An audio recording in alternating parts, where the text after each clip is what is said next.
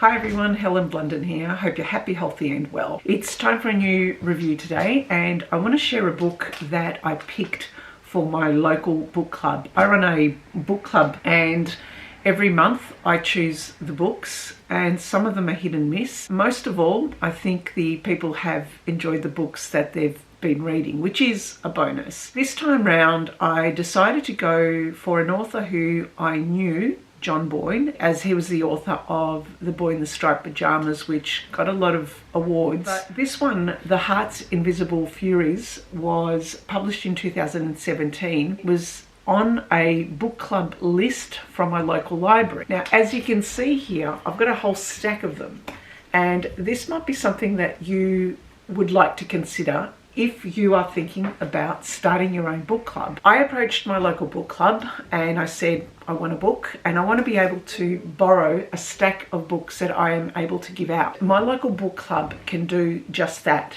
They've got a list every year of different books that they've got multiple copies of, and then I borrow them under my own card, and then I hand them out during my own book club to the ladies who are in my club, and then they return it on the day we talk about the book. Now, I've been an avid John Boyne reader for many years. I love his books and have read many of them, although I have been finding that his later books are becoming a little bit more open and a little bit more interesting in the way that somehow parts of his life are coming out in the book, and I feel as if the writing over time has improved, although he's a great storyteller, and ultimately you pick up a book and you're guaranteed that you'll be sucked into the story straight away. And regardless of how many pages this is, which I have to admit I didn't realize it was going to be over 600 pages, and I worried that it was going to be too big for our book club book, but the other ladies mentioned to me that it wasn't the case at all. This story sucked them right in. This was a page turner. Ultimately, we have a very likable character who's very human and just wants to seek out happiness, regardless him being homosexual in a time in very strong Catholic Ireland. We get to see parts of Irish history and Irish places and Irish thinking and culture at a time when homosexuality was frowned upon in this country. The story is set in 3 parts and it follows Cyril Avery, who is homosexual growing up in Ireland, and it goes through his life. The 3 parts are shame, where he talks about the shame that he felt in Ireland. Most of it took place in Ireland. And then the middle part of his life he called exile, where he moved to the States, basically to also be able to express and live his life, but at the same time also feel a homesickness for Ireland. And then the 3rd part is called Peace, where he makes peace with himself. Each part, this is very interesting, is split into 7 years. So we get to see Cyril through him being a 7-year-old, a 14-year-old, 21-year-old, 28-year-old, and so forth, right through his life. I do wonder if John Boyne deliberately did this, because I think it's out there that there is some saying that every 7 years you go through a major transformation. So maybe this was the theme of this book, of us being able to learn how Cyril grows up and accepts himself and accepts the choices that his mum made to give him up at a very difficult time in Ireland, when she was ousted by the Catholic priest in a small Irish town because she was unwed and she was pregnant. This story is about Cyril Avery going through his life and also living with his adoptive parents and having this obsession with his best mate Julian Woodbean, and then going through life trying to understand his homosexuality and how he stands out and is different from other people around him. Cyril is someone who you really take to. He's someone who is quite reflective. He is someone who wears his heart on his sleeve. He's someone who over time begins to accept that he really shouldn't hold a grudge anymore. Things happen for a reason. When I was reading this book, initially I thought it a bit repetitive, especially the first 14 years. As the years went by and as the characters all came out and showed themselves, in particular I loved his adoptive mother, Maud Avery, who turns out to be one of Ireland's best female writers. Now, this is fictionalized in this book. There's no such person as Maud Avery, but she made me laugh about her outlook, and you kind of gleaned right at the start that she obviously was a lesbian who was also going through, in her own way, her own trying to make sense of the society. Cyril doesn't ultimately try and find his mum, although his mum is in various parts through his life. I really like this because this was the reason why it held me in. There were always these linkages back to his mother or back to certain scenes that had happened in the past. What I also liked about this book is it gives you a rundown and a perspective about Irish society and culture. We get to see the IRA, where Julian gets kidnapped by the IRA. We get to see and learn about different Irish writers as well. And there's this particular scene which I loved. We're in the bar where they meet a famous Irish writer who is hilarious. The dialogue in this book is quite amusing, as you can understand, Irish comedy, Irish humour. It is quite funny to read, but ultimately it's a book that has a lot of heart in it. I loved it. I love Cyril.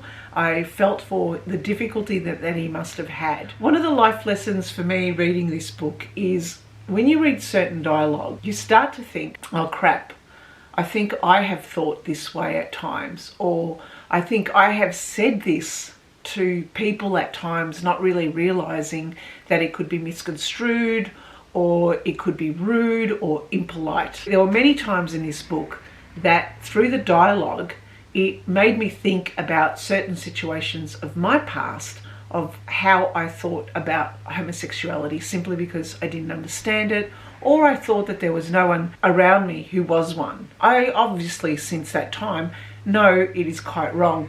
But I guess seeing it written down, sometimes you start to question your own thinking about this particular topic, especially during my younger years. It's not the case now anymore, thankfully. The other thing I liked about this book is that, as I mentioned, it goes through 7-year lots. And I know that there is a show on TV, I think it was called 7 Up, where it followed a group of people through their lives, and every 7 years we got this documentary on how their lives unfolded.